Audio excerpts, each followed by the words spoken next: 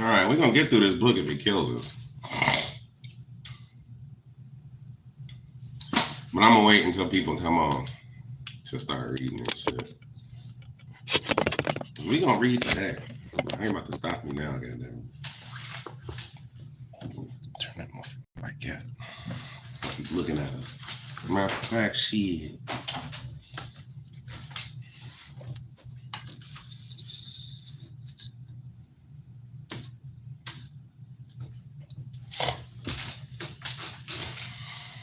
Good enough.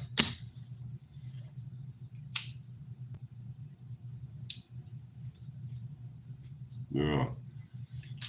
Hell, bad for boo. Bad for boo. Hold on, let me pull this closer to me and shit. Oh, fuck.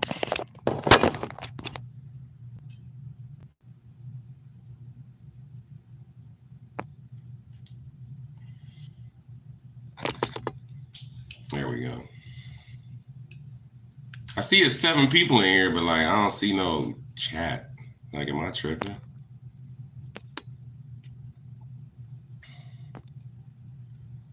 No, I got it set to live chat. Back up. Face this motherfucker. I'm such a fucking... Anyway, let's get into it. The resurrection of Jesus is one of the few stories that is told repeatedly in the Bible, more than 5 times. So it provides an excellent test for the Orthodox claim of spiritual inerrancy and reliability.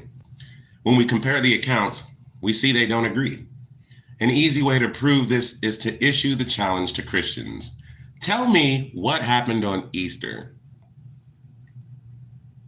I'm not asking for proof at this stage. Before we can investigate the truth of what happened, we have to know what is being claimed to have happened.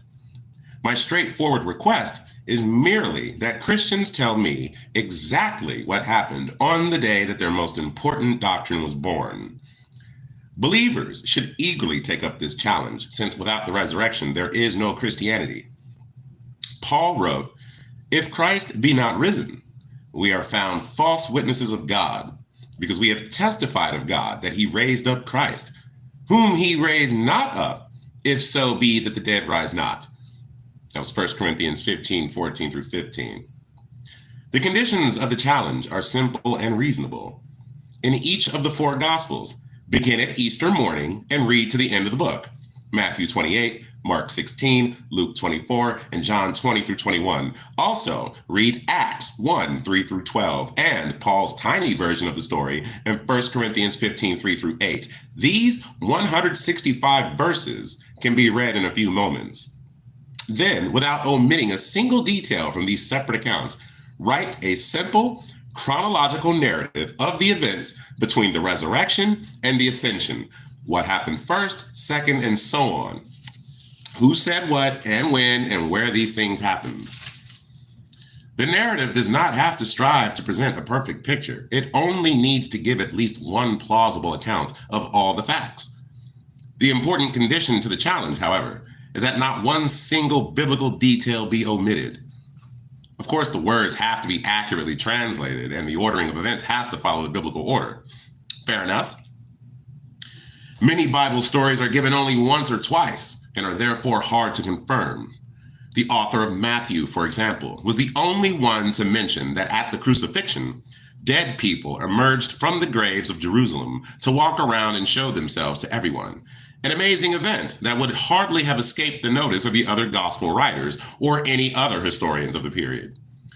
But though the silence of other writers weakens the likelihood of this story, because if they did repeat it, believers would certainly tout the existence of such confirmation.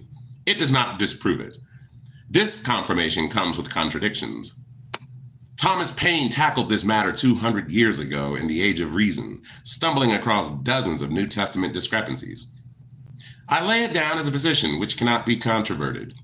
He wrote, "First, that the agreement of all the parts of a story does not prove that the story to be true, because the parts may agree and the whole may be false.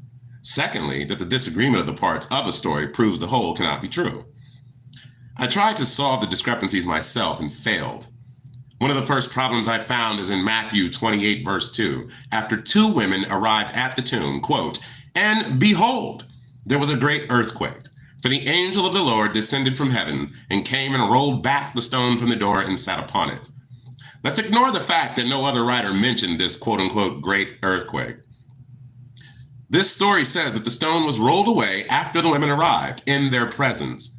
Yet Mark's gospel says it happened before the women arrived. Quote, "And they said among themselves, who shall roll away the stone from the door of the sepulchre? And when they looked, they saw that the stone was rolled away, for it was very great," Luke writes. "And they found the stone rolled away from the sepulchre." John agrees. No earthquake, no rolling stone. It's a 3-1 vote. Matthew loses. Or else the other three are wrong. The event cannot have happened both before and after they arrived.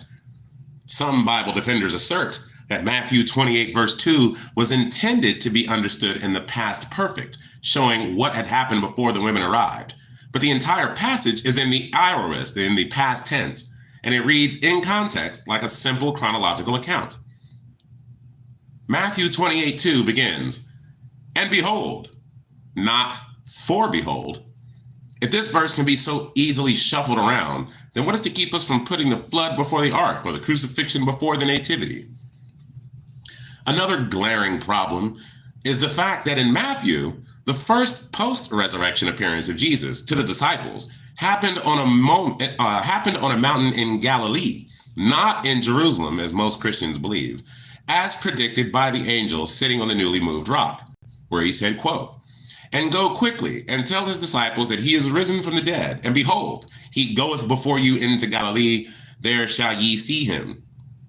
This must have been of supreme importance, since this was the message of God via the angel at the tomb.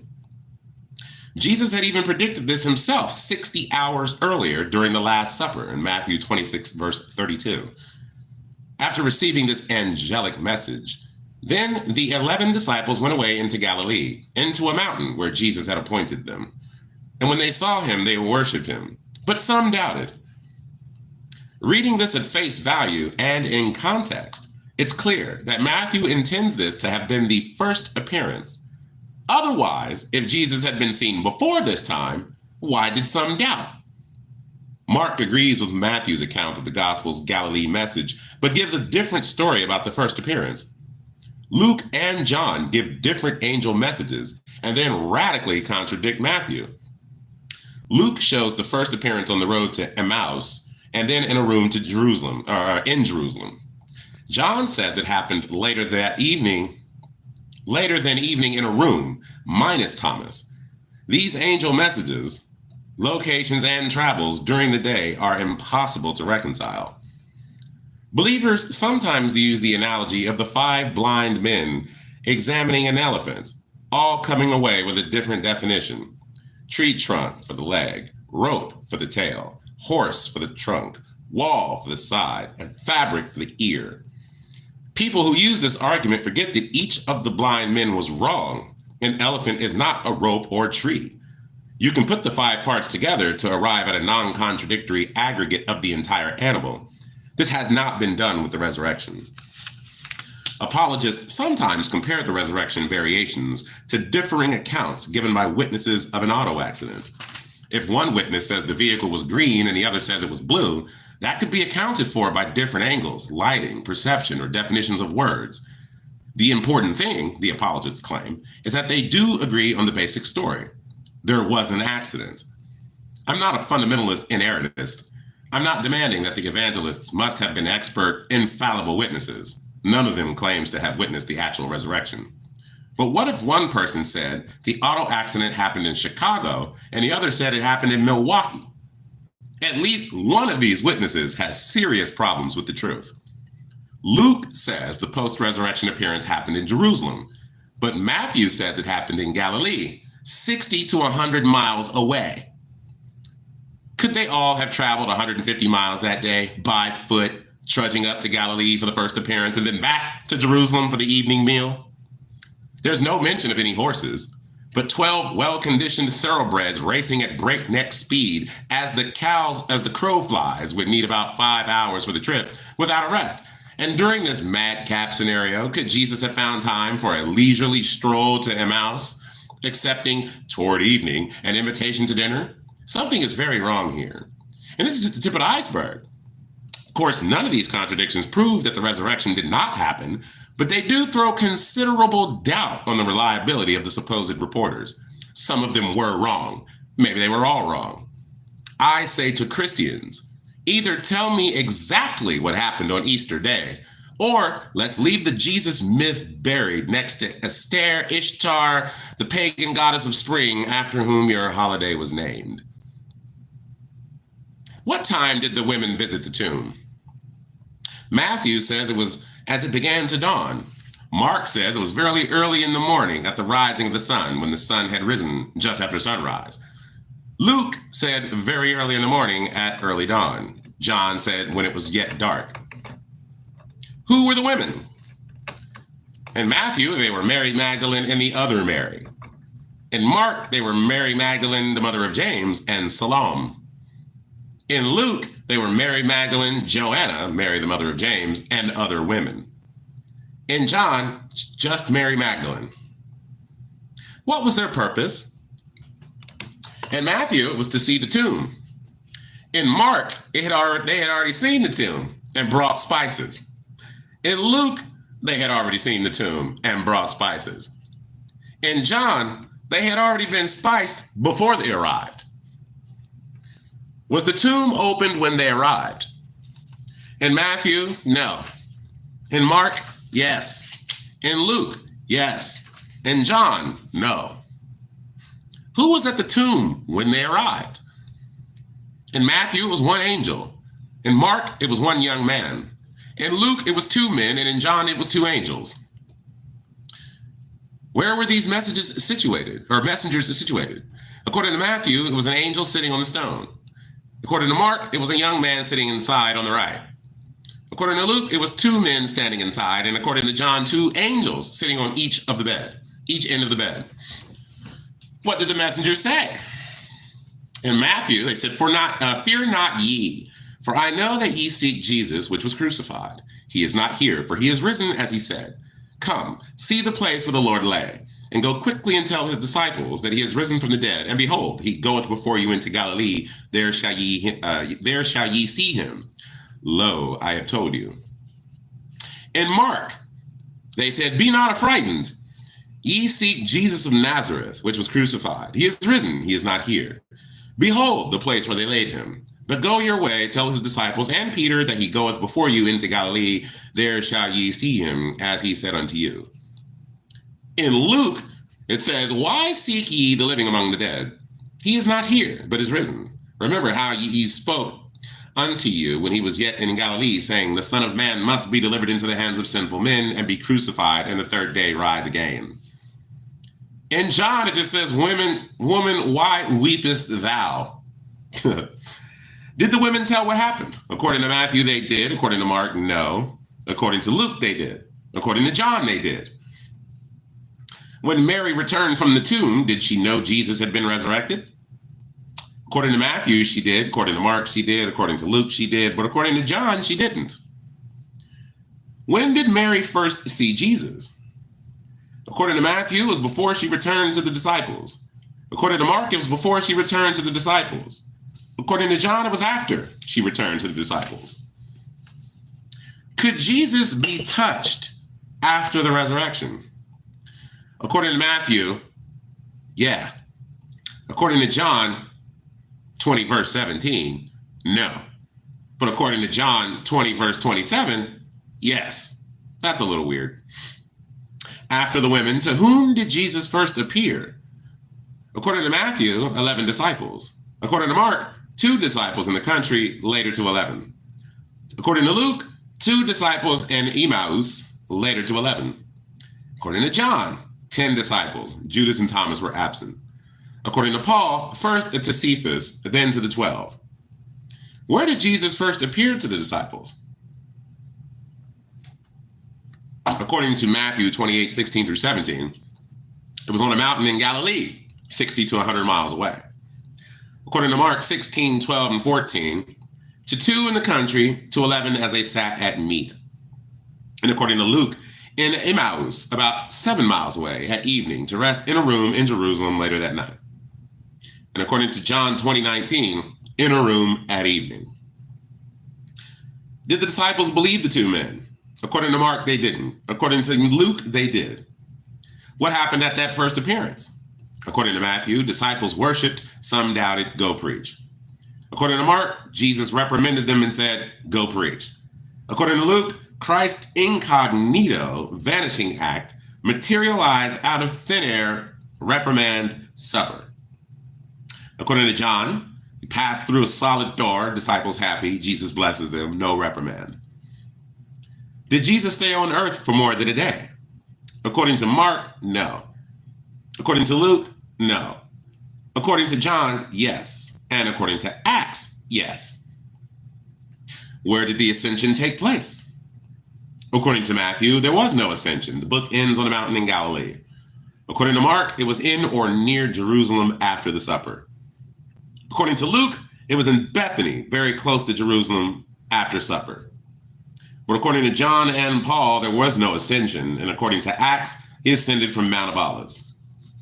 It's not just atheist critics who notice these problems. Christian scholars agree that the stories are discrepant. Culver Nelson, in any such reading, it should become glaringly obvious that these materials often contradict one another egregiously. No matter how eagerly you may wish to do so, there's simply no way the various accounts of Jesus' post-mortem activities can be harmonized. A.E. Harvey says, all the Gospels, after having run closely together in their accounts of the trial and execution, diverge markedly where they come to the circumstance of the resurrection. It's impossible to fit their accounts together into a single coherent scheme.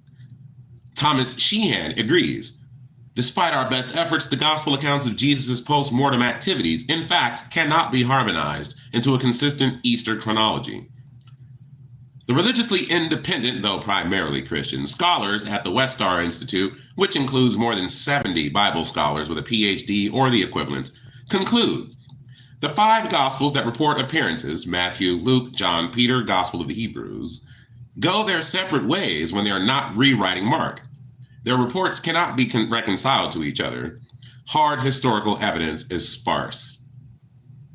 I have challenged believers to provide a simple, non-contradictory chronological narrative of the events between Easter Sunday and the Ascension, without omitting a single biblical detail.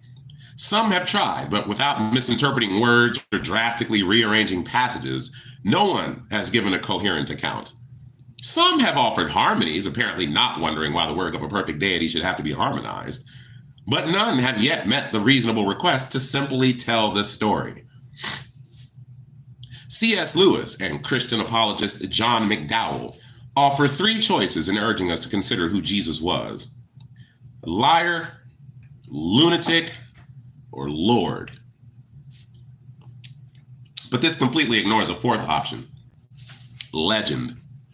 If the Jesus character is a literary creation, whether partially or completely, then it was others who put words in his mouth, and it is grossly simplistic to take these words at face value. A legend begins with a basic story, true or false, that grows into something more embellished and exaggerated as the years pass. When we look at the documents of the resurrection of Jesus, we see that the earliest accounts are very simple. Later retellings are more complex, and the latest tales are fantastic. In other words, it looks exactly like a legend.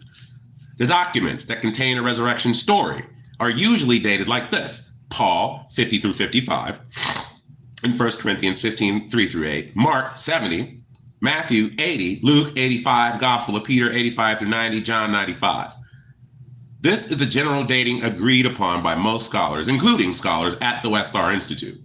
Some conservative scholars prefer to date them earlier, and others have moved some of them later, but this would not change the order of the writing, which is more important than the actual dates when considering legendary growth. Shifting the dates changes the shape, but not the fact of the growth curve. I made a list of things I considered extraordinary in the stories between the crucifixion and ascension of Jesus. These include earthquakes, angels, rolling stones, dead bodies crawling from Jerusalem graves, Jesus appearing out of thin air and disappearing, the fish story miracle, Peter's non-canonical extravaganza exit from the tomb, a giant Jesus with head in the clouds, a talking cross, and a bodily ascension into heaven.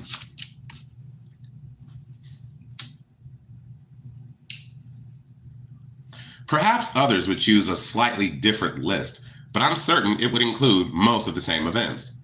I do not consider events that are surprising to be extraordinary. For example, seeing a man whom you thought was dead and indeed surprising, but not extraordinary. Neither is it extraordinary to have a vision of a person who is dead or presumed dead.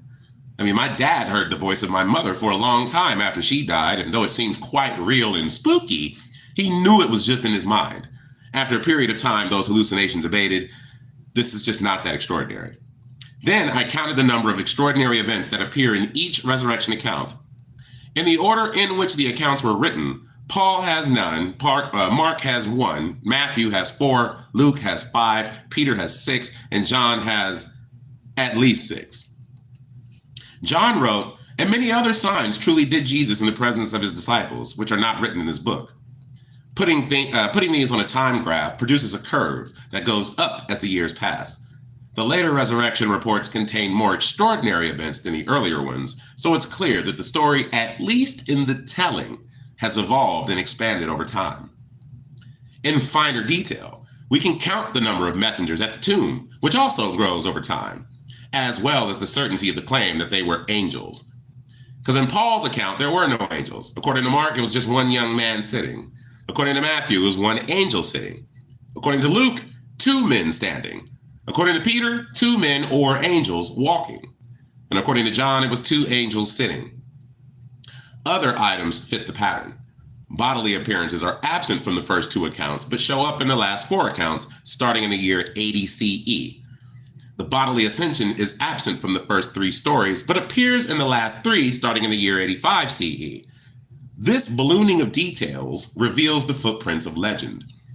The mistake many modern Christians make is to view 30 CE backward through the distorted lens of 80 through 100 CE, more than a half century later. They forcibly superimpose the extraordinary tales of the late Gospels anachronistically upon the plainer views of the first Christians, pretending naively that all Christians believed exactly the same thing across the entire first century. How can we say that Paul reported no extraordinary events? Doesn't his account include an empty tomb and appearances of a dead man? Here's what Paul said in 1 Corinthians 15, 3-8, around the year 55 CE, the earliest written account of the resurrection. Quote, "For I delivered unto you, first of all, that which I also received, how that Christ died for our sins in accordance with the scriptures and was buried. And he was raised on the 3rd day in accordance with the scriptures, and he appeared to Cephas, and then to the 12. Afterward, he appeared to more than 500 brethren, most of whom are still alive, though some have fallen asleep. Afterward, he appeared to James, and then to all the missionaries. Last of all, as to one untimely born, he appeared also to me."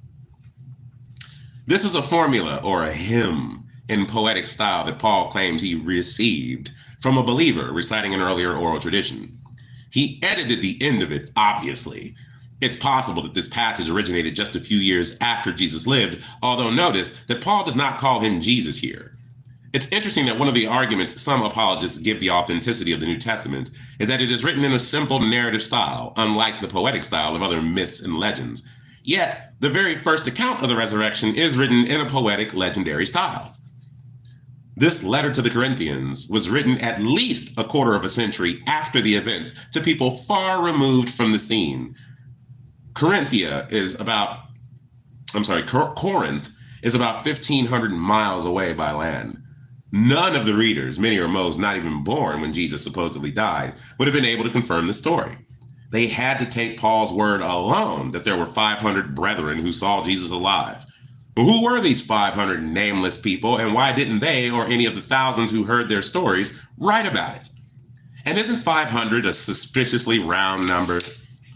And why didn't Jesus appear to anyone who was not part of the in crowd of believers? In any event, what Paul actually wrote here does not support a bodily resurrection. It supports legend.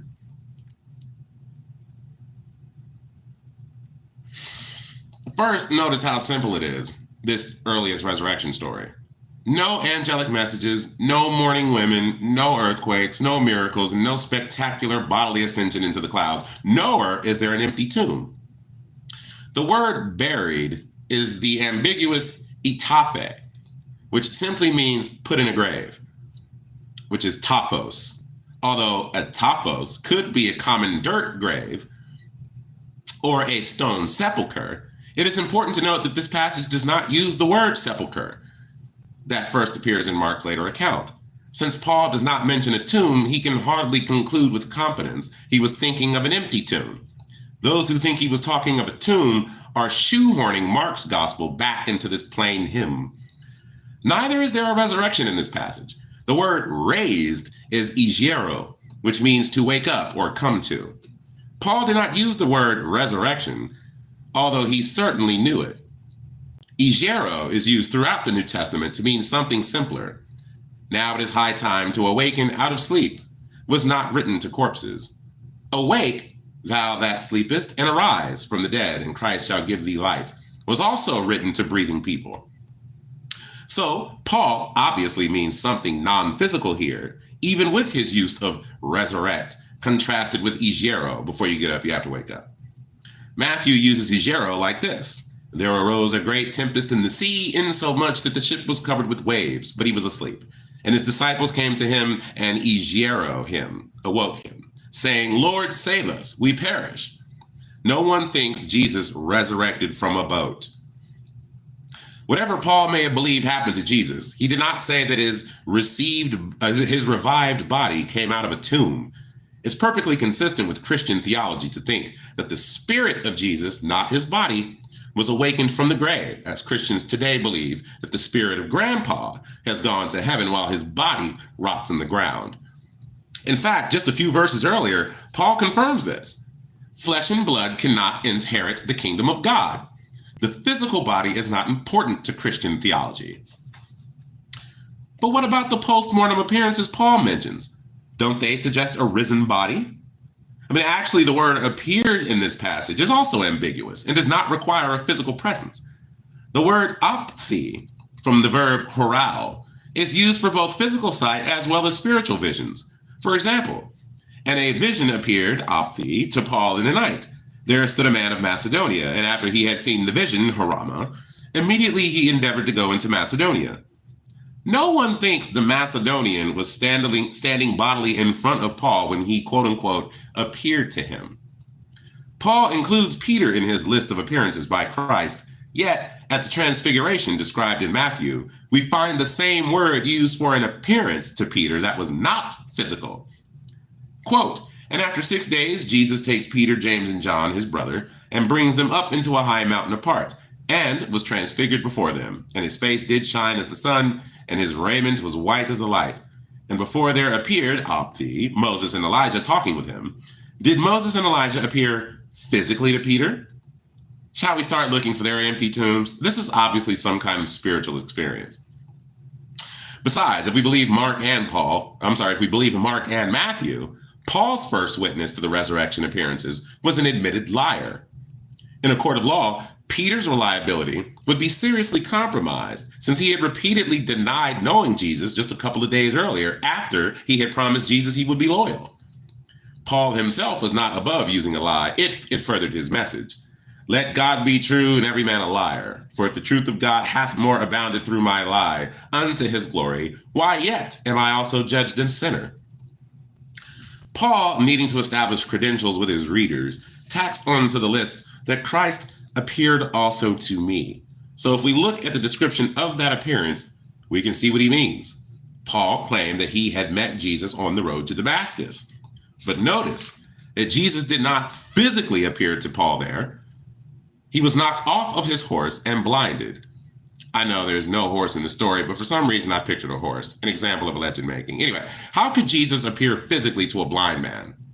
Paul's men admit they did not see anyone, but just heard a voice, or did not hear a voice. Take your pick. This appearance to Paul was supposedly years after Jesus ascended into heaven, which raises a good question. Where was Jesus all those years? Was his physical body hanging around in the clouds, hovering over the road to Damascus? Did he need a haircut? What did he eat up there? How did he bathe? Clearly, Paul did not shake hands with Jesus, yet he includes this quote-unquote appearance in the list with the others in 1 Corinthians 15. Elsewhere, Paul elaborates on his roadside encounter, quote, "For I neither received it of man, neither was I taught it. But when it pleased God to reveal his Son in me, that I might preach him among the heathen, immediately I conferred not with flesh and blood." Notice he does not say I met Jesus physically or I saw Jesus. He says God revealed his Son in me. This was an inner experience, not a face-to-face meeting. This is exactly how many modern Christians talk about their own quote-unquote personal relationship with Jesus. Get the fuck out of here. Ain't no motherfucking Jesus, dog. Y'all ain't got no relationship. Anyway, where was I? About 15 years later, the next account of the resurrection appears in Mark, the first gospel, written at least 40 years after the events. Almost all adults who were alive in the year 30 CE were dead by then. No one knows who wrote Mark. The Gospels are all anonymous, and names were formally attached to them much later, around the year 180 CE. Whoever wrote Mark is speaking from the historical perspective of a second generation of believers, not as an eyewitness. His account of the resurrection is only 8 verses long. The 12 succeeding verses that appear in some translations were a later addition by someone else. Mark's story is more elaborate than Paul's, but still very simple, almost blunt. If we consider the young man at the sepulchre clothed in a long white garment to be an angel, then we have one extraordinary event, but just one. There are no earthquakes or post-mortem appearances, and there's no ascension. In fact, there's no belief in the resurrection and no preaching of a risen Christ. The book ends with the women running away. Quote, "Neither said anything to any man, for they were afraid." A rather limp finish considering the supposed import of the event. Notice that the young man says he is risen. Like Paul, he avoids the word resurrection. Such words can be uttered in the presence of a dead body, as they are at many funerals. In Matthew, a half century after the events, we finally get some of the fantastic stories of which modern Christians are so fond. The earthquake, Rolling Stone, and Halloween story appear for the first and only time. We also have a bona fide angel and post-mortem appearances. In Luke, Matthew and Luke were based to some degree on Mark, but they each added their own wrinkles. In Luke, we have the now you see him, now you don't appearance and disappearance of Jesus, and a bodily ascension. We also have 2 angels, if we consider the men in shining garments to be angels. Now, in the Gospel of Peter, this is a fragment of an extra-canonical gospel purportedly authored by Simon Peter, which means it was composed by another creative Christian that began in the middle of what appears to be a resurrection story. The dating is controversial, but it certainly was composed no earlier than the 80s CE. A crowd from Jerusalem visited the sealed tomb on the Sabbath. On Easter morning, the soldiers observed the actual resurrection after the stone rolled by itself away from the entrance. Again, no earthquake. In an extravaganza of light, 2 young men descended from the sky and went inside the tomb. Then the 2 men whose heads reached to the sky carried out a 3rd man who was taller, followed by a cross. A voice from heaven asked, "Have you preached to those who sleep?" The cross answered, "Yes." Then someone else entered the tomb. Later, the women found a young man inside saying something similar to what was said in Mark. The women fled in fear. This is fantastic stuff. And now we have the Gospel of John. The last of the canonical Gospels appears to be mainly independent of the others in style and content, which is why Mark, Matthew, and Luke, but not John, are called the Synoptic Gospels. Maybe we can call John the myopic gospel. Myopia affects vision at a distance. John's resurrection story has real angels, bodily appearances, including a now you see him manifestation through shut doors, the fish story miracle, and an ascension. By now, the legend has become legendary. The anonymous writer ends his gospel with the claim that there were many other things which Jesus did, the which, if they should be written, every one, I suppose, that even the world itself could not contain the books that should be written. John's obviously exaggerating, but this is no surprise since he admits that his agenda is not simply to tell the facts. Quote, and many other signs truly did Jesus in the presence of his disciples, which are not written in this book. But these are written, that ye might believe that Jesus is the Christ, the Son of God, and that believing ye might have life through his name. This is not the work of a historian. It's propaganda written that you might believe. Authors like this should be read with a grain of salt. We often hear that the resurrection must have happened because the disciples were so confident they endured torture and death for their faith. But think about this. The Gospels were written between the years 70 CE and 100 CE. The authors were most certainly not Matthew, Mark, Luke, or John. But let's assume that the writers, whoever they were young men who knew Jesus and were perhaps 20 to 25 years old when he died. Matthew, the tax collector, and Luke, the physician, were probably older. Anyway, the life expectancy in that century was 45 years old. So people in their 60s would have been ancient. As recently as the 1900 US Census, people 55 and older were counted as elderly. Mark would have been 65, Matthew at least 70, Luke at least 75, and John almost 90 when they sat down to write. How did the disciples survive the alleged persecution and torture to live long enough to write these books? Being martyred is no way to double your life expectancy. It makes more sense to think those anonymous documents were composed by a later generation of believers. They were not eyewitnesses. Why do so many people believe in the resurrection? In any open question, we should argue from what we do know to what we don't. We do know that fervent legends and stubborn myths arise easily and naturally. We do not know that dead people rise from the grave. We do know that human memory is imperfect. We do not know that angels exist. Some Christians argue that the period of time between the events and the writing was too short for a legend to have evolved. However, we know this is not true. The 1981 legend of the Virgin Mary appearance at Medjugorje, I don't know how you say that word. Anyway, spread across Yugoslavia in just 2 days, confirmed by repeated corroborative testimony of real witnesses who are still alive.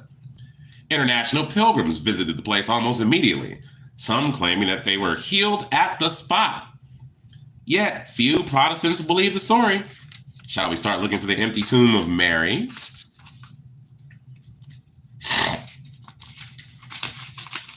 Tearing up in this bitch. What's up? The legend of Elian Gonzalez, I remember him. The legend of Elian Gonzalez, the young Cuban refugee who was rescued off the coast of Florida in 1999, developed into an organized cult within a couple of weeks. There were claims that he was the Cuban Messiah who would set his oppressed people free from the Castro devil, sightings of the Virgin Mary in downtown Miami, and tales of his protection by angels and dolphins. The extraordinary 19th century stories of Mormon founder Joseph Smith were accepted as gospel fact within a few short years. There was plenty of time for the legend of the resurrection of Jesus to evolve. We do know that people regularly see deceased relatives and friends in dreams and visions. My own grandmother swore to me that she regularly saw my dead grandfather entering the house, smiling and waving at her, often accompanied by other dead relatives who were opening and closing drawers. Should I have dug up my grandfather's grave to prove she was only dreaming or hallucinating in her grief? Would that have made any difference? Yet some Christians insist that this is exactly what would have happened if the story of Jesus were false. If the tomb were not empty, detractors could have easily silenced the rumors by producing the body. But this assumes that they cared enough to do such a thing. They didn't do it when Herod heard rumors that John the Baptist had been raised from the dead. It was a crime to rob a grave, and who would have known where to find it? Early Christians never venerated Jesus' empty tomb, which is another evidence that it didn't exist. Also, it was at least 7 weeks after the burial before the resurrection was first preached during Pentecost. By the time anyone might have cared to squelch this story, 2 or 3 months would have passed. And what happens to a dead body in that climate for that period of time? The body of Lazarus was stinking after only 4 days. If someone had the gumption to locate and illegally dig up the decayed body of Jesus and parade it through the streets, Would the disciples have believed the unrecognizable rotten skeleton was really their Lord and Savior? I don't think so. Any more than my grandmother would have been convinced she was deluded. During one of my debates, Greg Boyd offered the simple argument that the resurrection must have happened because otherwise we have no explanation for the birth and the tremendous growth of the Christian church. Where there's smoke, there's fire, he insisted. But this argument can be equally applied to the smoke of other religions, such as Islam, with hundreds of millions of good people believing that the illiterate Muhammad miraculously wrote the Quran. It can be applied to the smoke of Mormonism, with millions of moral and intelligent individuals believing the angel Moroni gave Joseph Smith gold tablets inscribed with the Book of Mormon. Why should non-Mormons find the story hard to believe? Robert J. Miller asks. After all, it's no more plausible than dozens of stories in the Bible, for example, Jonah and the whale, that many Christians believe with no difficulty at all. The difference has very little to do with the stories themselves, and a great deal to do with whether one approaches them as an insider or an outsider. Putting it a bit crudely, perhaps, stories about our miracles are easy to believe because they're true. Stories about their miracles are easy to dismiss because they're far-fetched and fictitious. It can also be applied to the Moonies, Jehovah's Witnesses, and many other successful religious movements. If smoke is evidence of fire, are they all true? So what did happen? If the story is not true, then how did it originate? We don't really know, but we can make some good guesses based on what happened with other legends and religious movements and what we know about human nature. Assuming that the New Testament is somewhat reliable, Robert Price offers one sensible scenario. Peter's state of mind is the key. The disciples had expected Jesus to set up a kingdom on earth, and this did not happen. He was killed. They then expected Jesus to return, and this did not happen. Nothing was going right, and this created a cognitive dissonance. Peter, who had promised loyalty to Jesus and then denied him publicly a few hours before the crucifixion, must have been feeling horrible. Imagine you had a horrible argument with a spouse or loved one where you said some unpleasant things that you later regret. But before you had a chance to apologize and make up for it, the person died.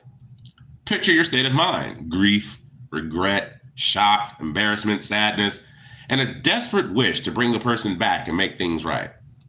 That's how Peter must have felt. Believing in God and the survival of the soul, Peter prays to Jesus, quote, "I'm sorry, forgive me," or something like that. Then Peter gets an answer, "I'm here, I forgive you," or something like that. Then Peter triumphantly tells his friends, "I talked with Jesus. He's not dead. I'm forgiven."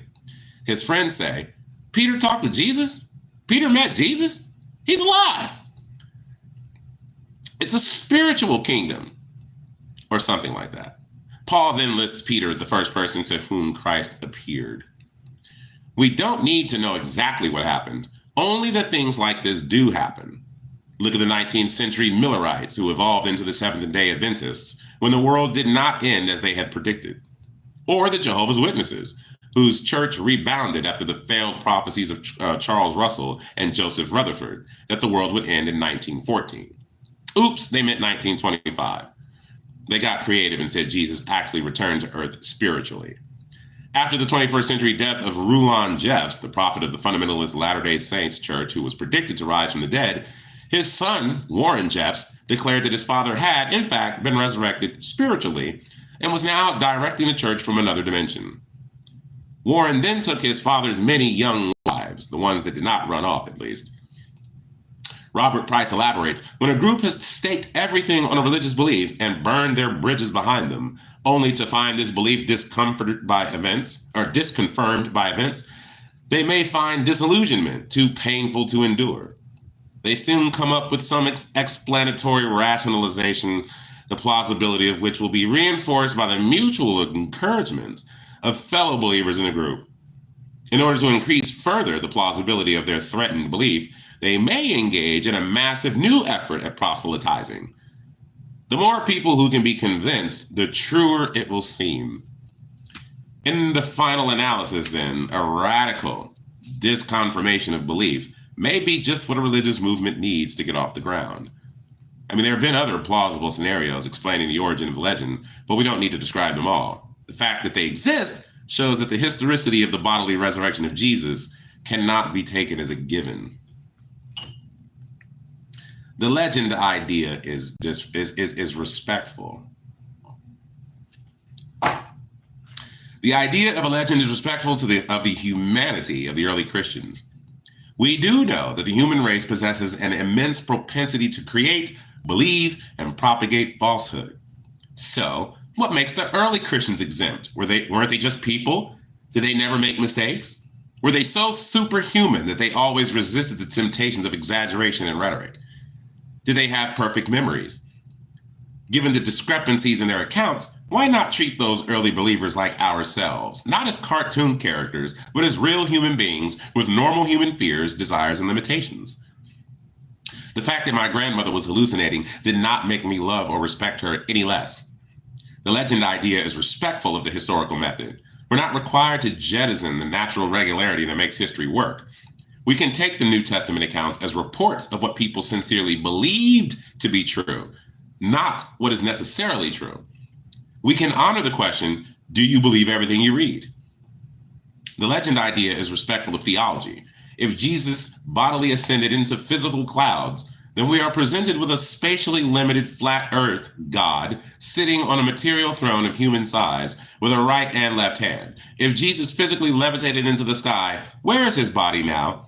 Does he sometimes need a haircut? If the bodily resurrection is viewed as a legendary embellishment, then believers are free to view their God as a boundless spiritual being, not defined in human dimensions as the pagan gods were. Bible scholars conclude, on the basis of a close analysis of all the resurrection reports, we decided that the resurrection of Jesus was not perceived initially to depend on what happened to his body. The body of Jesus probably decayed, as do all corpses. The resurrection of Jesus was not an event that happened on the first Easter Sunday. It was not an event that could have been captured by a video camera. We conclude that it does not seem necessary for Christians to believe the literal veracity of any of the later appearances narratives. Finally, the legend idea is respectful of the freedom to believe. If the resurrection of Jesus were proved as a blunt fact of history, then we would have no choice, no room for faith. You can't have the freedom to believe it if you don't have the freedom not to believe it.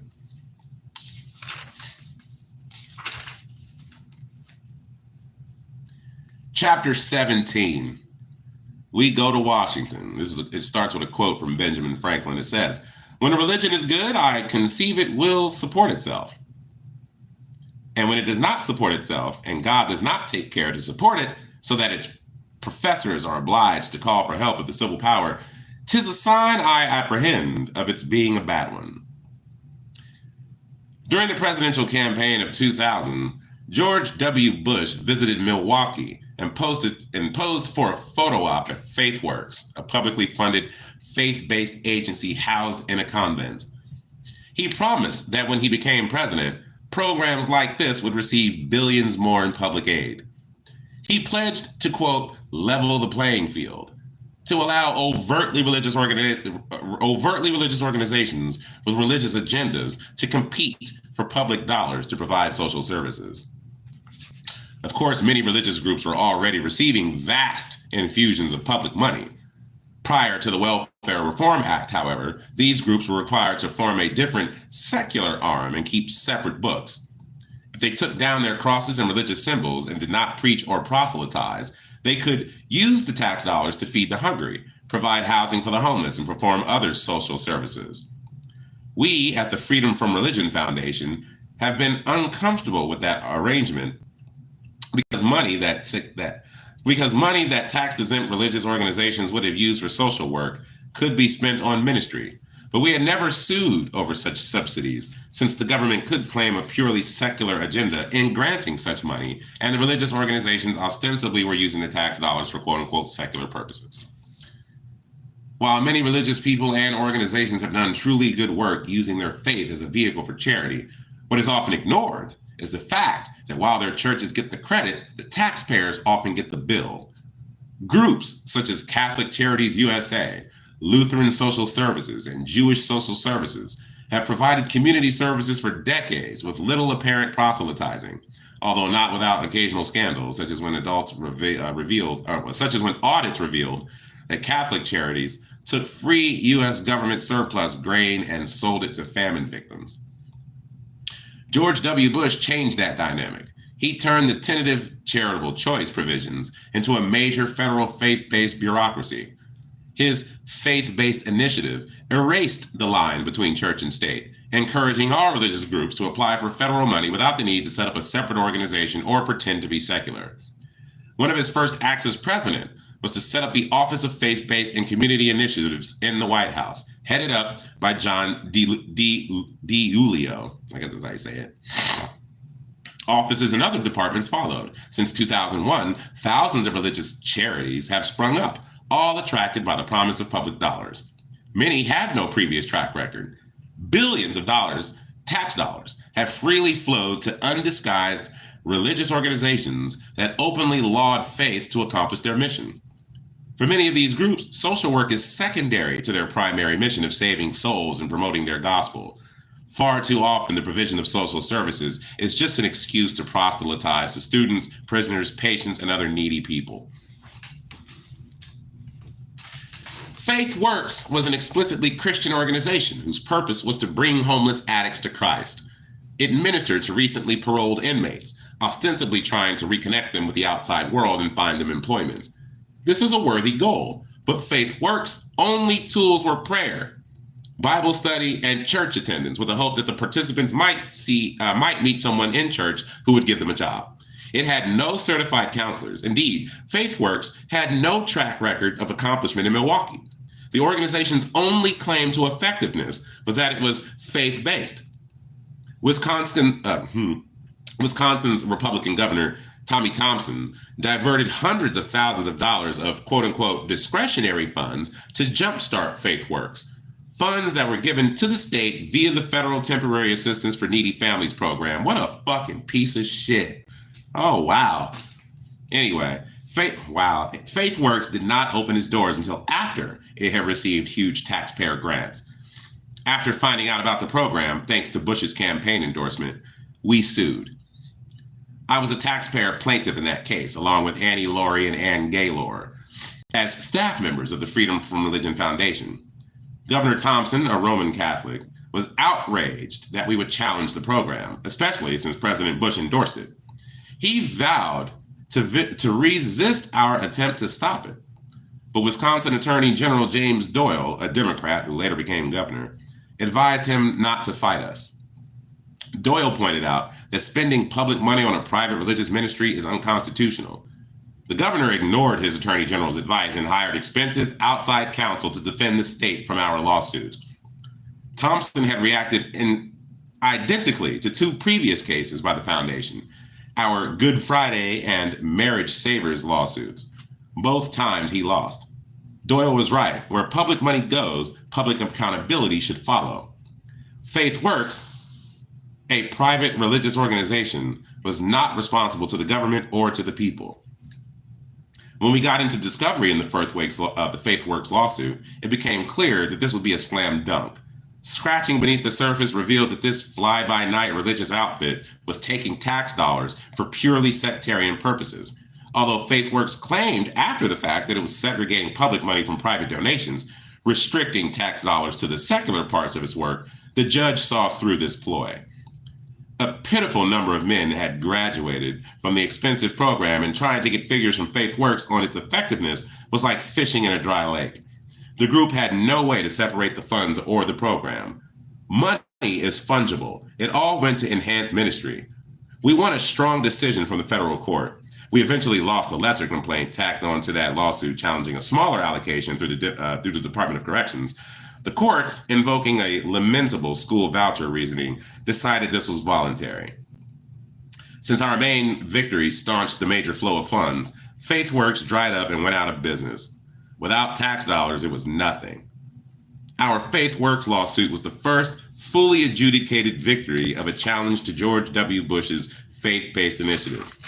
Since that time, the Freedom from Religion Foundation has taken the lead in this arena, filing and winning more cases around the nation than any other state church group.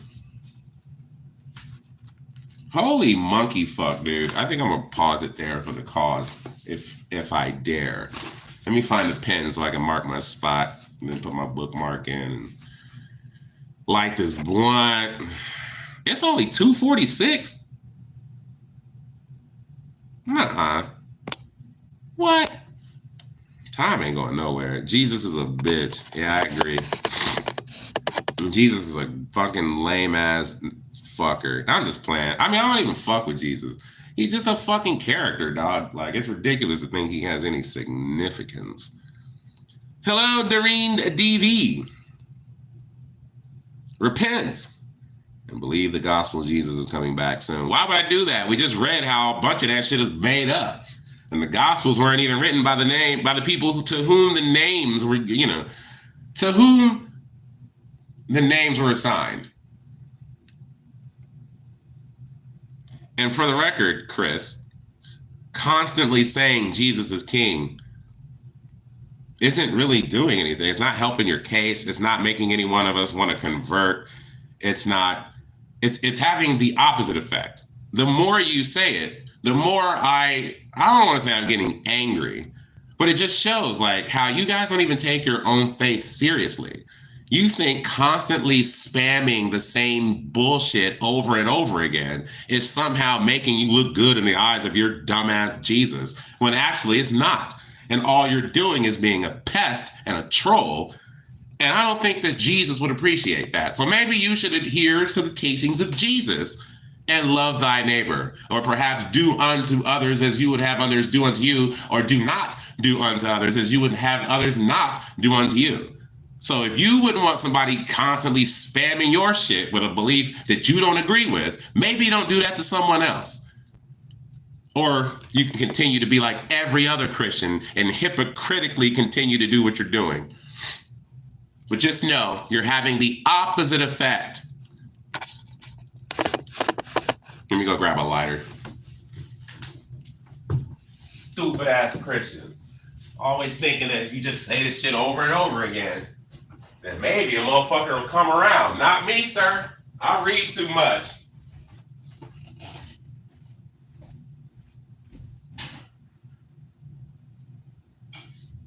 Dumbass motherfucker. Jesus is king. Jesus is king. Jesus is king. Shut the fuck up. You want a king so bad, take your monkey ass to Great Britain, bitch. What the fuck? How the fuck? I don't even know you in America. But here in America, we broke away from Great Britain because we didn't want to be under the rule of a king. And you motherfucking Christians just like clamoring to be a subject to a king.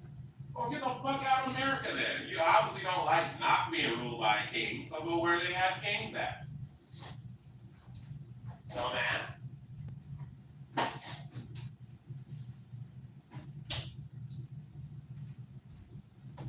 Dumbass boy. What the fuck? Destroy your idols. After you. Go eat a crumpet cracker. I don't know what the fuck that means. King James, he lost his lighter. Oh yeah, I got it. I got it right here, Terrelyn. Devil ain't got to me. What's going on, curly fan?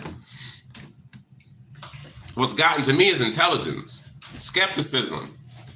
I'm not someone who's just gonna believe some bullshit because my family told me it was true. Yeah, I'm too much of an adult for that. Jesus just represents goodness and peace. What's the issue with that? The fact that he doesn't, because he said, I come not to bring peace, but a sword. I came to turn father against son, and son against father, and mother against daughter, and daughter against mother, and daughter-in-law against mother-in-law. He said nothing about coming to bring peace. So maybe read your fucking Bible and get it right. Oh, I appreciate that. I really do appreciate that. I enjoy my videos too. I'll be looking at them all the fucking time. I know, right? I hear you, Angelo. Like, I don't get it. Like, well, you really can believe anything if you don't have any intellectual curiosity, no intellectual integrity. If you don't want to actually know whether or not what you believe is true, then you won't do any research. You'll just believe whatever someone tells you and you'll just run with that like an idiot.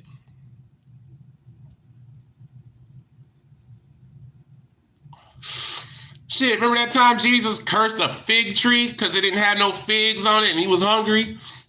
It's like, first of all, and everybody else knew it wasn't in season. Everybody else knew it was like, why is he cussing out a fig tree? It's not even fig tree season. Like, what the fuck? So this dumbass Jesus cussing out a tree because it don't have fruit on it because it's not in season. Like, your Jesus is an idiot. That was a metaphor. Yeah, I love how every time it's some shit that doesn't sound right, y'all want to claim it's metaphor, it's out of context, or no, that was a parable, or whatever. Get the fuck out of here. Because if I'd have been like, no, Jesus fed a bunch of people with one fish, you'd have just believed that shit. Like, yep, facts, he sure did.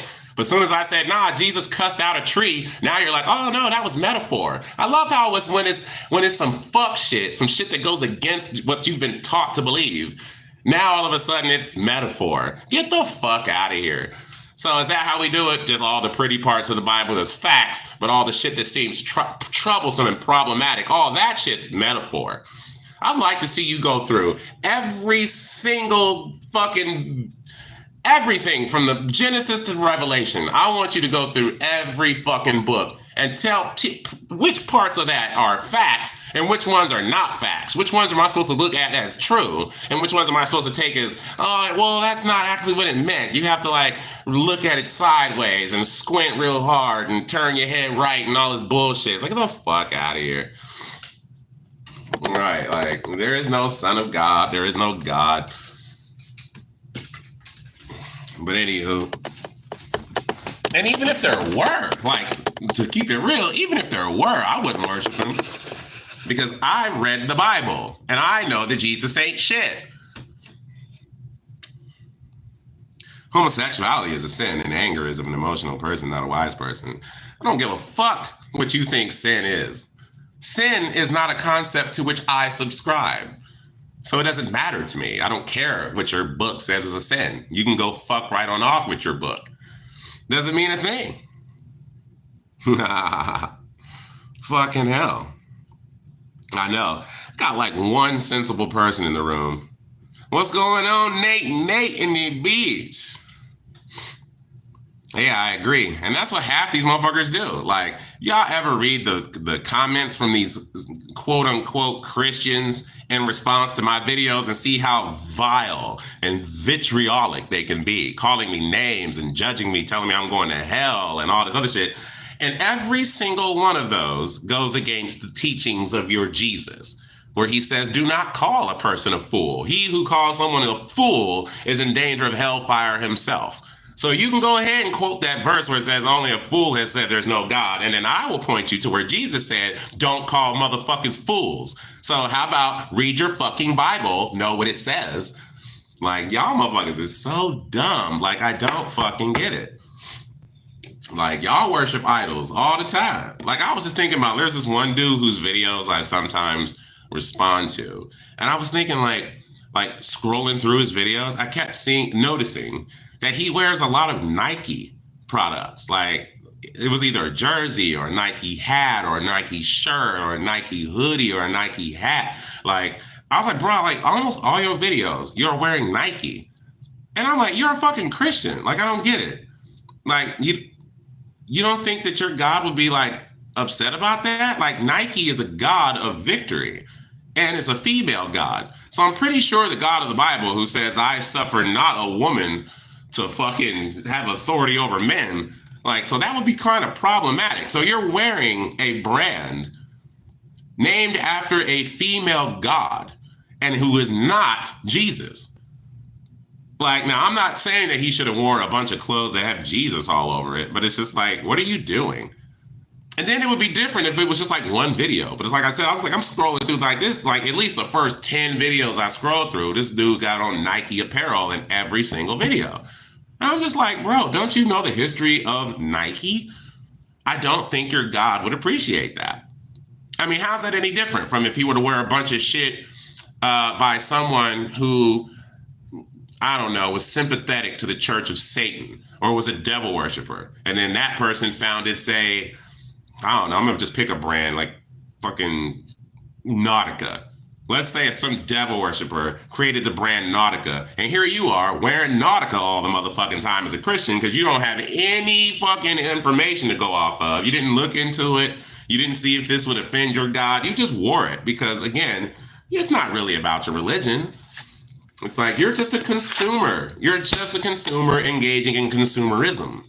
Because if you were really holy, you would do as Jesus told the man who approached him when he said, sell all your shit and give it to the poor. Then we can talk about what you can do to get into heaven. So all you motherfucking Christians amassing all of these items on earth, all this dumbass shit from your tumblers to your fucking accessories to whatever the fuck. None of that shit. You shouldn't be spending money on none of that shit, according to your Jesus, because it appears as though material things is that which you truly worship. You don't worship your Jesus. If you truly did, why would you need more than one outfit? Are you trying to tell me that Jesus had a walk-in closet full of robes? No, he had one. And it's like, so what are you doing with your, 30 different outfits, 20 pairs of shoes and shit? What the fuck are you doing? That's not Christ-like. That shit needs to go. So yeah, and it's like, I see that time and time again, Christian video after Christian video. They're also hypocritical, but they're all hypocritical mostly because they don't read their Bible to see what it says. And then even when I point it out to them, like this dum-dum in the chat, then they try to make it seem like, oh, no, you're reading it wrong. I'm like, no, you just never read it. You think your book is perfect and holy and good when it's really just perfectly trash, unholy, and not good at all. There is nothing to glean from the Bible other than it is a Bronze Age sex manual for the illiterate. Like, I don't know what else to tell you.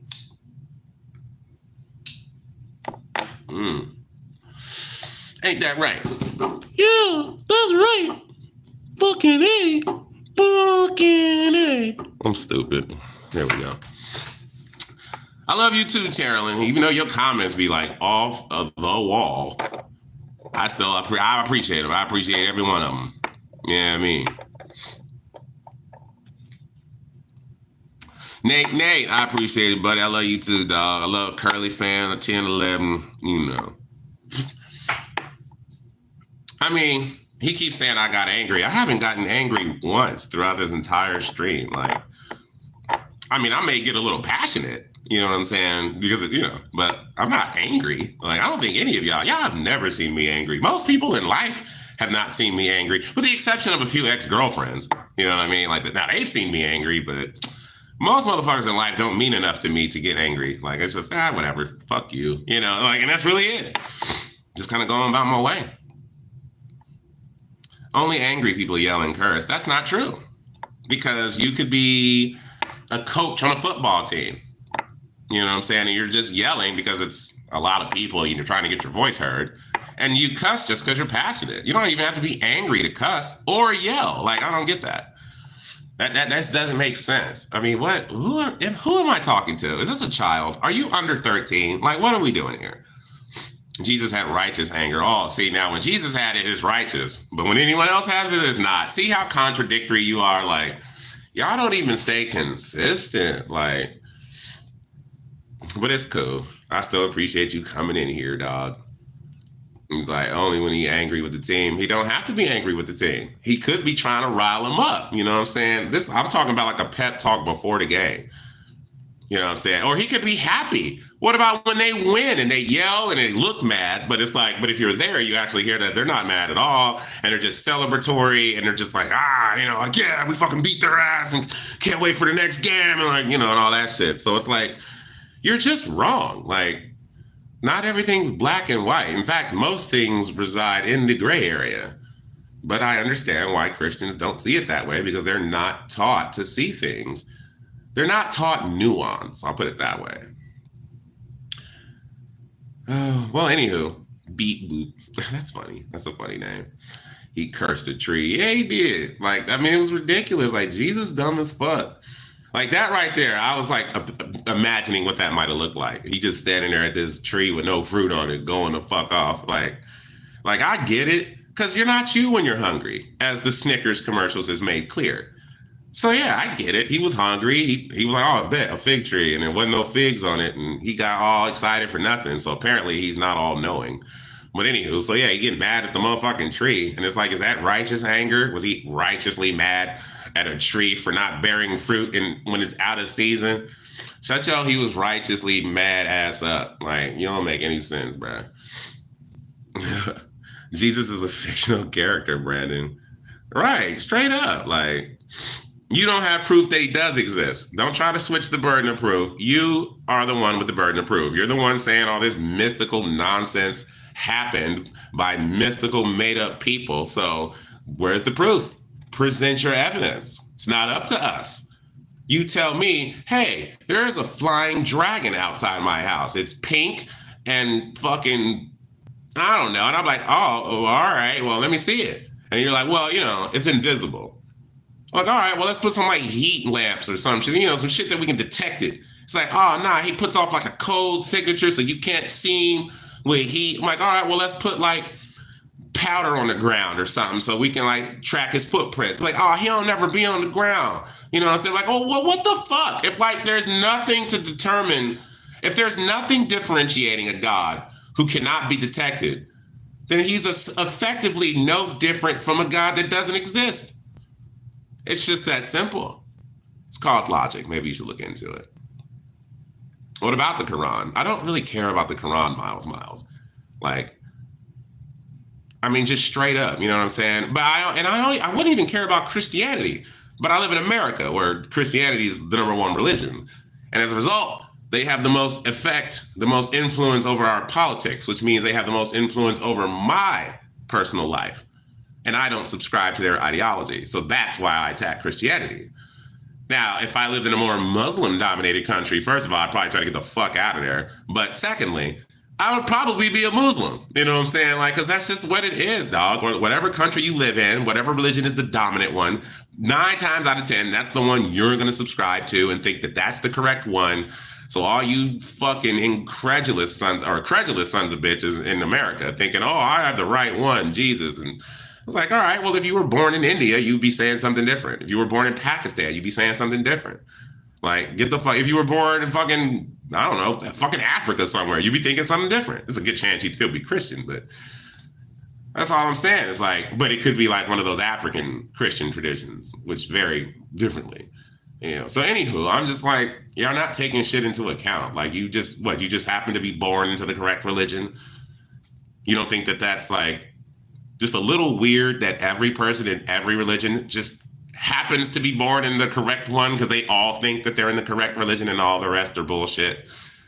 None of you are skeptical. You're all just gullible, credulous, ignorant dumbasses. Like, I don't know how else to like describe it. It's dumb because you have the ability to go do the research and find and come to a more reasonable conclusion, but you won't do that. And that's just dumb. And you're ignorant because you clearly don't know what the facts are, or you wouldn't ask certain silly ass questions because you would know, you would have done the research and you know not to ask dumb ass questions. Such as, you can't prove he doesn't exist. It's like, you know how ridiculous you sound when you say that. That would literally mean having to disprove anything anyone ever comes up with, period. Like, it don't matter. You can make up something right now. And then it's like, well, prove it doesn't exist. And it's like, yeah, that's not how logic works. Okay. Again, maybe spend some time reading logic. What an idiot. For example, the ratio of water and land in the Quran is accurate to the amount of land and water on Earth. How would you know? How much land and water is on Earth? Did you know what that number was before you read the Quran, or are you just going off the Quran's numbers? Bros rage, baby. Not really. I'm just responding. I'm about to get off of here for real. Like, I need some more. Oh, wait, fuck. I forgot I got that coffee in the microwave. Hold on. Yeah, man, cuz, dog. Like, I had turned the coffee pot off earlier, and then, but there's still like a lot of coffee in it. So, and I do that all the fucking time, dude. Like, I'll pour me a cup of coffee and then won't even drink the shit. Like, and the next thing you know, by the time I think to take a sip, it's cold. Now I gotta go microwave it or warm it back up. And then I'll forget I had it in the microwave. Then I gotta warm it up again. I'm so all over the place. What's up, Tracy? Art Monkey, you sound like your name. Dumbass.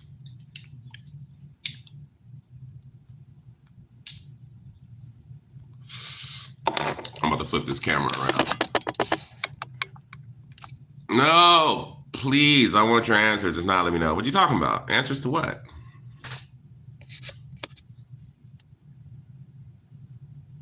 Miles, believe the Quran, bro. More power to you. I don't care. Good job. Yeah, whatever. Praise Allah. Have fun with that. That's what's up. Philippians. First of all, you misspelled Philippians, but of course you did, because most of you Christians are dum-dums. But anywho, Philippians 4:7, God is peace. Again, don't care what the Bible says. It has no relevance in my life whatsoever. Your feedback on possession and how the word of God gets rid of them. On possession? Well, see, you're already accepting the notion that possessions happen, and that therefore, what do you call it? When they and then that therefore exorcisms happen. None of that is real. None of it. Even the accounts, the historically documented accounts of these things happening are not real. Like, there's no evidence for this shit. I'm not going to say there's no evidence, because clearly if they've had some documented shit of it, then that's evidence. But it's not good evidence. It's not compelling evidence. It's not evidence that should change your mind about anything. But you could also just go look into it. You know what I'm saying? Like, that's what I do. Like, if I'm not you spelled Baphomet wrong, but again. But yeah, dog, I just, if I'm not knowledgeable on a subject, then I will definitely go look into it. I will go get some books. I'll probably get multiple books on the subject by multiple different people with multiple perspectives to get a better idea of whatever the subject is, you know. Same as Christianity. I'm not a Christian, but Christians are all around me making the wildest claims, trying to get me to convert to the religion whose book they don't even read. Like, what the fuck? Or make excuses for when we come to the problematic scriptures, which is hilarious to me. Just absolutely hilarious. Like, no. No. Oh, good job. I mean, that's what's up, Nate. Thanks for asking, bro. In fact, Nate, I'm glad you came in here, dog. Beep boop. I appreciate that. Why can't we see your face? You want to see my face, Dion? You want to see my face? He's like, don't say it like that. I'm just saying. I just wanted to know why we don't see your face. How you know I'm not in that little, that's me. I'm right there. With my hand up and a hand down. I'm just playing. I would agree. If you believe in the devil, then you would have to accept that there is a God. So I don't. I'm an atheist. What part of that don't y'all get? Like, I don't believe there's a devil. I don't believe there's a God. I don't believe there's demons and angels, heaven or hell. But only because, most importantly because, there's no evidence to suggest any of that shit is true. Your feelings don't fucking matter. The facts do, and that's where my level of confidence lies, is in the facts. Miles. Okay, bro. I'm not even disagreeing with you. I haven't disagreed with you yet. I just don't care. Like, all right, are you trying to get other people to like become fucking Islam or whatever the fuck? Is that what you're trying to do? Like, I don't get it. He said, so the world came from nothing. Again, that's a question that only someone who hasn't done any of the research or had any intellectual curiosity and went and did, you know what I'm saying, to go look and see if you could find the answer to that question. That's the kind of question you would ask. It's a silly ass question. Like, go, I'm not about to do your work for you. I went and got 2 science books, some pretty hefty science books on just that question because I wanted to have an answer for it. And I do have an answer for it, but you don't. Because you don't look into the shit. You don't have any intellectual curiosity, you dense ape. Maybe try and go fucking read a book. Like, or just fucking Google it. You don't even have to go get a book. Just fucking Google some shit. And don't just accept the first thing you read. Find some other shit. Find other sources, some PDF files, some documents. Find something corroborative. And then if you sounds like you believe it, that's even more reason to do further research. Because you could be engaging in positive, what do they call it, dissonance and shit. You could be engaging in that, confirmation bias. So like, that's what I do. Like, if I hear a bit of information that I feel like makes me feel good, like it somehow aligns with my worldview or whatever, now I have to go research it because I don't want to think that it's true just because I like it. Like, no, let me go find out. Let me make sure I'm right to like it, or if I'm wrong to like it, depending on what the facts say. So that's what I do. I withhold judgment until I have enough information to come to a conclusion about whatever the particular subject is, because I believe that thank you, Demi. Yes, cognitive dissonance. I believe that is the most intellectually honest position in which to be. Brandon probably is. I'm not paying attention to him anymore. Well, if you don't believe that there is any God, then everything would be relative. There would be no evil or good because we're all cosmic mistakes. Nothing would really matter. And see, that's where you're wrong, because technically that is the case now under Christianity, and that's called divine command theory. So it doesn't matter if it's good or bad. If your God commands it, then it doesn't matter what it is. It is inherently good. So if he tells you to go stab 1,000 people just the fuck cuz, well, then it is inherently a good thing to do because your God commanded it. Same as when he commanded his Abraham to kill Joseph, even though he later sent, the Holy Spirit to tell him not to do it. But nonetheless, he commanded him to do that. Just like he commanded, who was it, Saul, to kill all the fucking Amalekites? He said, I don't leave no one living. Kill them all. Children, women, ants, bugs, everything. Animals. He didn't give a fuck. He was like, kill everything. All the Amalekites. And then later on, when he found out he didn't kill them all because he left one dude alive, he was pissed. God was pissed. Like, bitch, didn't I tell you to kill them all? It's like, so yeah, your God is your God is a monster. The God of the Bible is an evil, bloodthirsty, racist, bigoted, womanizing, well, not womanizing so much, but misogynistic, slave-mongering, disgusting, pedophilic piece of shit. That's the best way I can describe the God of the Bible. And if you don't agree, then clearly you're not reading the Bible. You're having it told to you by someone else's interpretation of it, when you could just read it yourself, you dumb, and see what the fuck it says. And read it with honest skepticism. Don't look at it trying to just be like, oh shit, this part seems problematic. They probably didn't mean it this way. They probably meant this instead. For instance, like the one verse where it says, if a woman is raped, it could be her fault if she doesn't scream loud enough. And if she doesn't, then she could be stoned to death as a result. Like, yeah, that's your God. Like, oh, so it's the rape victim's fault. Now I see why so many Christians are quick to blame the women of sexual assault crimes as opposed to the person who sexually assaulted them. Now I see why Christians are so willing to give Trump a pass when he gloats about grabbing women's vaginas. It's like, yeah, he is bragging about sexually assaulting people, and Christians give him a pass. Because of course, because sexual assault is rampant in the Bible and is apparently not too much frowned upon. Not at least if you're the dude. Now, if you're the woman, you dumb bitch, is basically how the Bible looks at it. You whore. You should have known better. It's like, that shit's crazy. Or how the Bible's like, yes, buy your slaves from the heathen around you, and all that shit. It's like, oh, word up. Like, yeah, word up, dog. It's like, yeah, you have nothing. You've got nothing. Your God is disgusting. And I believe that you and everyone in this chat is a more moral person than that God that you claim to worship. I believe that. I truly believe that. I believe none of you are as sick and demented as the God of the Bible. I think you're all better than that. Even though you want to come at me and shit, it's fine. I mean, I have come at some of y'all, so it's fair. But yeah, at the end of the day, I feel like most human beings are better human beings, way more moral human beings than the God of the Bible, who is admittedly jealous, who is a genocidal fucking monster. Like, how many groups of people does he have to slaughter for you to get the point? Like, and then got the nerve to be like, thou shalt not kill. Bitch, what the fuck? But it's all right for you to do it?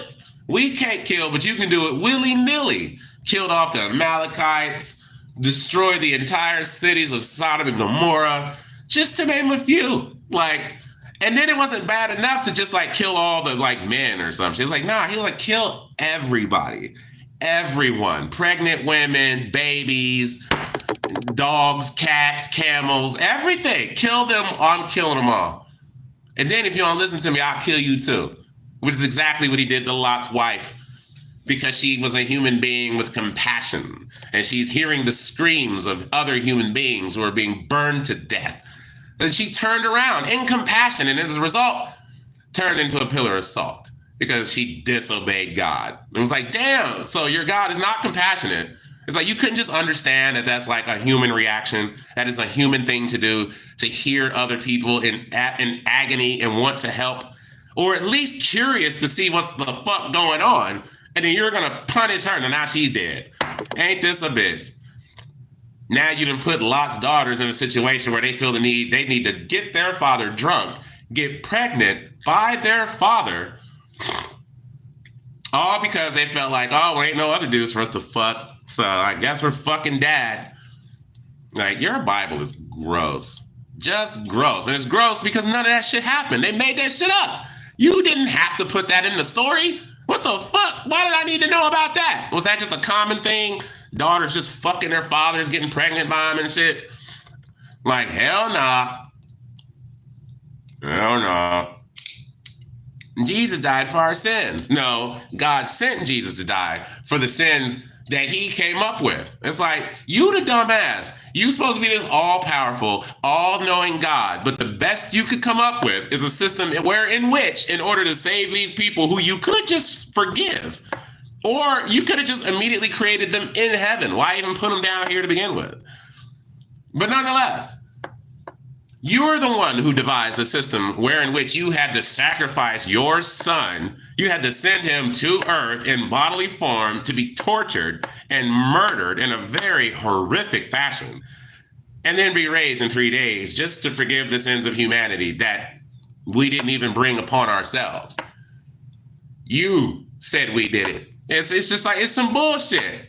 It's bullshit. It's all bullshit. It's all nonsense.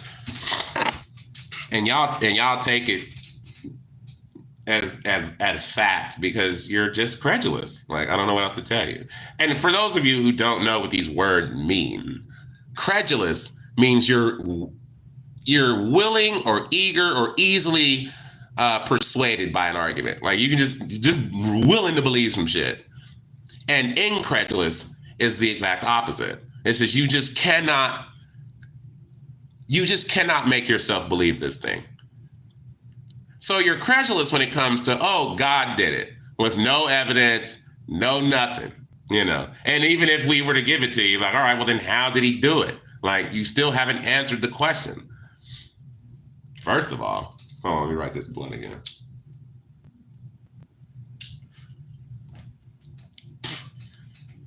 Anyway, I'm about to get off here, bro.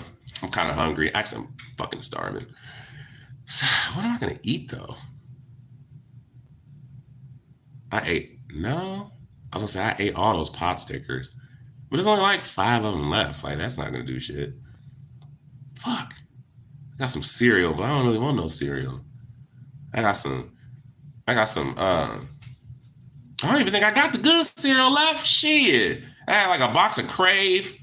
You know what I'm saying? I had a box of Honey Nut Cheerios and a box of Honey Bunches of Oats with the fucking strawberries in them. But I think they all down to less than a bowl and shit. You know what I mean? So but I don't want no cereal anyway. Fuck, son, I don't know what I want. And I'm a broke bitch, so it's not like I can just go buy some shit. I'm broke as fuck. Especially since I've been out of work the last it's about to be 2 weeks.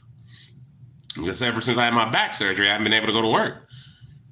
Just in here and shit at the house, doing what I can at the house. But being at the house don't generate no money. And I don't know if y'all know this, but I don't make any money off YouTube. All this shit is free. Like, I am not part of the YouTube partner program. I have not yet met any of the criteria. So I'm not getting paid for any of this shit. So the only way I would get paid is through like donations to like my Cash App or my PayPal, you know what I mean? You know. I don't even have a goddamn, I got a GoFundMe set up, but that's really for my hospital bill. because, after having been in the hospital for like 4 days and had to get a surgery, my bill is damn near $11,000. Like, holy shit, Like, who the fuck got $11,000 sitting around? I don't even have $1,000. Like, what the fuck? Like, and then they talking about, you want to set up a payment plan? You will love that. No, I ain't paying shit. I'm not paying shit. I'm not paying a cent because we shouldn't have to. Fuck it. You know what I mean? And I ain't got to worry about it because I ain't married. I have no children. So I don't have a will. I have no one to whom I could leave my debt to. You know what I'm saying? So when I die, I guess the debt is just done because, like I said, there's no one who can incur my debt once I'm gone. And I want to keep it that way. Fuck the government. Y'all the ones that put all this stupid shit in place in the first place. You should not have to pay for healthcare. That's just absolutely asinine. But even if you could make an argument for needing to pay for it, well, it don't need to be the prices that American healthcare system charges. Like, that's absolutely absurd. And it doesn't nowhere near. See, the way the American healthcare system is like this. If you go to Germany, I'm gonna just make up a random drug to just to make the comparison. So let's just say like the EpiPen. And these numbers I'm gonna give you aren't correct, but I'm just using them as an example. Say the EpiPen was like $750 here in the United States. In Germany, it'll be like $100. You know what I mean? If even that. You know what I'm saying? It's like, that's what I mean. It's like, it only costs, let's say, the pharmaceutical company who produces whatever drug it is, let's say it costs them $5 to make it. So of course you don't want to charge $5 for it because now you just broke even. You're trying to make a profit. So maybe you sell it for $10. Now you've made a $5 profit. Isn't that good enough? No. Well, maybe you sell it for $20. Now you made like a $15 profit. Nah, they'll still sell it for $100,000 or some shit like that. Like, it'll be ridiculous. And it's like, why do you need that much profit? Like, you're only doing that by stealing money from the workers, from the working class, from the middle class. We're the ones who have to pay for that shit. And it's like, that's bullshit. And it's like, and that's what I mean. So even if you could make an argument for like, well, somebody got to pay for the R&D. All right, I'll give you that. But there's no reason that we should be paying what we're paying for anything, any service. I don't care what it is, an X-ray, a mammogram, an EEG, a surgery, MRI. None of it should cost what it costs us. It just shouldn't. Even with the best insurance, it still costs too much. Like, it's absurd. It is absurd, our healthcare system here. It's like, I'm not even saying, and that's why I'm like, I'm not so much when motherfuckers be like, tax the rich. I don't necessarily mean the rich. I mean the grossly rich. I mean the billionaires. I don't really care if you tax millionaires more. Like, well, all right, whatever. Make them pay a little bit more. But it's the billionaires who should be paying way more. Because you are holding on to money capital. And I can't even call it capital, because if you never spend it, then it's not capital. It's just sitting there. Like, so you're just hoarding money when that money could be actually circulating in the economy, and it doesn't make any sense. It's like capitalism eats itself from the inside out, because the short-term gains just outweigh the long-term gains, at least in the mind of a capitalist. And if you keep thinking that way, eventually you'll eat yourself from the inside out. And that's what's essentially going on. It's like, we could spend more money. The GDP would be much greater. We'd be spending much more in the economy if you would just let us have a fair share, a decent wage. You know what I mean? Like, we produce way more than what we're being compensated for.